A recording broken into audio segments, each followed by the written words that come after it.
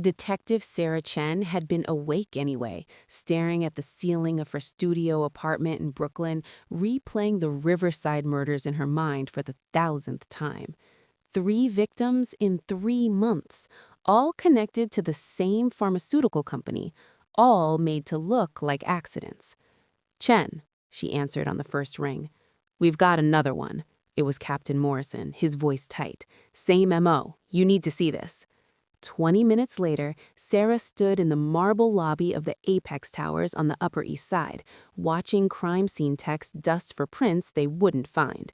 The victim lay crumpled at the base of the grand staircase, his neck bent at an impossible angle. Dr. Richard Holloway, age 52, former chief of research at Meridian Pharmaceuticals. "Security footage?" Sarah asked, though she already knew the answer.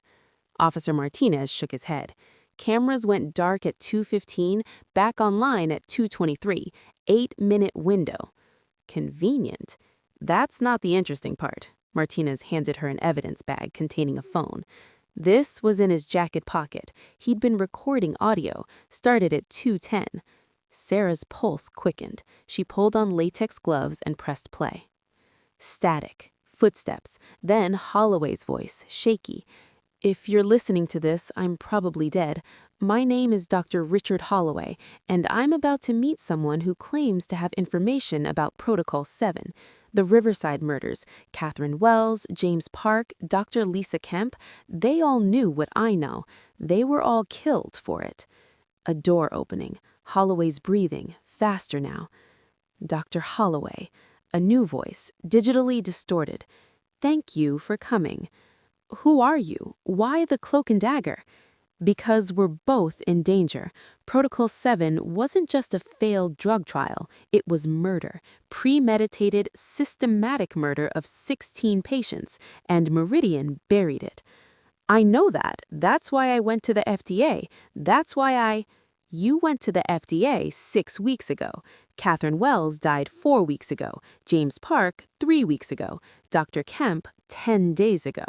Do you see the pattern?" Silence. Then Holloway, barely a whisper.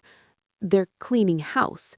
Everyone who knew, everyone who had access to the real data. You're the last witness, doctor. After you, there's no one left who can prove what happened." "Then why am I here, if you know all this?" "Because I need something from you. The backup files, the ones you hid. How do you know about—" "Where are they?" A crash, struggling, Holloway gasping. I didn't." Then a sound that made Sarah's blood run cold. A whisper, so soft the recording barely caught it. "Wrong answer." A scream, a terrible thud. Silence. The recording continued for another 30 seconds, footsteps retreating, a door closing, then nothing. Sarah played it again. And again, something was off. The distorted voice was careful, calculated, but that whisper at the end, "wrong answer," had been unfiltered, raw, male, mid-30s to 40s, slight accent she couldn't place. "Bag everything," she told Martinez. "I want this place torn apart. And get me Holloway's phone records, financials, everything. We need to know who who called him, every move he made in the last 48 hours. By dawn, Sarah was at the precinct, third coffee in hand, staring at a wall covered in photos and red string. The Riverside victims smiled back at her from their ID badges. Catherine Wells, 39, clinical trial manager. James Park, 44, data analyst. Dr. Lisa Kemp, 51, head of safety monitoring. And now, Dr. Richard Holloway, chief of research. All dead, all connected to Protocol 7. "Talk to me about this drug trial," she said to the room. Her partner, Detective Marcus Reed, looked up from his laptop. Protocol 7 was a Phase 3 trial for Neurofenix, a new treatment for Alzheimer's, started 4 years ago, shut down 3 years ago after adverse events. 16 patients died. And Meridian claimed it was unexpected complications related to the patient's underlying conditions. FDA investigated, found no criminal negligence. Case closed. Except it wasn't closed for Holloway and the others. Apparently not. Marcus pulled up a document. I found this in Holloway's emails, draft of a letter to the FDA, dated 6 weeks ago, like the recording said. He claims the deaths weren't complications, they were caused by deliberately falsified data. Someone at Meridian altered the trial protocols midstream, changed inclusion criteria, manipulated results. Why? Money. Always money. If they'd reported the real adverse events, Neurophoenix would have been killed before launch, but it made it to market 6 months ago. It's already generating $2 billion in annual revenue. Sarah studied the timeline on the wall. So Holloway goes to the FDA, someone at Meridian finds out, they start eliminating everyone who knew about the falsified data, make it look like accidents. Except Holloway was smart enough to record his last meeting. The question is, who's the killer? Who knew that Holloway knew? Sarah's phone buzzed. Unknown number. She almost didn't answer. Detective Chen. Static. Then that same distorted voice from Holloway's recording. You're listening to the wrong tape. Every nerve in her body went electric. She gestured frantically at Marcus, who started tracing the call. Who is this? Someone who wants the truth to come out. Play the recording again, detective. The whole recording. You stopped too soon. The recording ended. The recording didn't end. It was cut by someone who got there before your people did. The line went dead. Marcus looked up from his trace. Burner phone, signal bouncing through half a dozen towers. We'll never locate it. Sarah was already pulling up the evidence file, accessing the audio. She'd listened to it a dozen times, but now she scrolled past the end into what she'd assumed was dead air. There, at 2:58 a.m., 15 minutes after she'd thought the recording had stopped. Voices, faint, but there. Cleaned up, no prints, no DNA. What about the phone? Locked. They'll get into it eventually, but the recording stops where we cut it. They'll hear what we want them to hear. And the files? Still looking. He hid them somewhere. We'll find them. A pause, then a voice Sarah recognized, smooth, cultured, with that distinctive Boston accent she'd heard 100 times on TV. Gentlemen, I pay you to solve problems, not create them. 4 bodies in 3 months. The FDA is asking questions. The press is sniffing around. This needs to end tonight.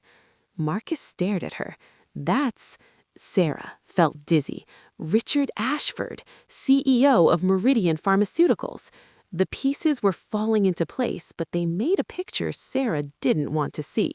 Ashford wasn't just covering up a failed trial. He'd ordered hits, multiple hits, on American soil. And he had people inside law enforcement, had to tamper with evidence, to manipulate crime scenes so perfectly. We need to go to Morrison, Marcus said. No, Sarah's mind was racing. Think about it. Someone cut that recording before it got to us. Someone at the scene, someone with access to evidence. That means either our techs are compromised or Morrison is. They stared at each other. We need those files, Sarah said finally. Whatever Holloway hid, that's our proof. That's the only thing that can take down Ashford and whoever he's working with. Where do we even start looking? Sarah pulled up Holloway's file again, studying every detail. The man was careful, paranoid even. He knew he was in danger. He wouldn't have kept something that valuable at home or at work, somewhere secure, somewhere unexpected. Then she saw it. In his financial records, a monthly payment to Apex Storage, a private facility in Queens, started 4 months ago, right after Protocol 7 came back in the news when a patient advocacy group filed a lawsuit. Got him, she breathed. An hour later, they stood in front of Unit 247 at Apex Storage. Sarah's lockpicks made quick work of the padlock. Inside, boxes, dozens of them, files, hard drives, USB sticks, years of data, and on top, an envelope with the single word written in Holloway's shaky handwriting, truth. Inside, a USB drive and a note. If you're reading this, they got me. Protocol 7 was murder. I have proof. The original trial data, emails showing the falsification, financial records proving the payoffs. Richard Ashford ordered it all. But he didn't work alone. The FDA investigator who cleared Meridian paid off. The coroner who ruled the trial deaths as natural causes paid off. The cop who investigated Catherine Wells's accident paid off. I don't know who to trust, but I'm leaving this here hidden, hoping someone honest finds it, someone who'll make it public, someone who won't let them bury the truth with me. The password is on the back of my daughter's 3rd grade photo, the one in my office. They don't know about it. I kept it hidden. Sarah photographed everything with her personal phone, then carefully loaded several boxes into Marcus's trunk. They needed to move fast before... Detectives. They turned. Captain Morrison stood in the doorway, his service weapon drawn but pointed at the ground. Behind him, 2 men in dark suits, hands inside their jackets. "Captain," Sarah said carefully, "we found Holloway's evidence, Protocol 7, the cover-up, everything. Ashford, I know what Ashford did. Step away from the vehicle. You're part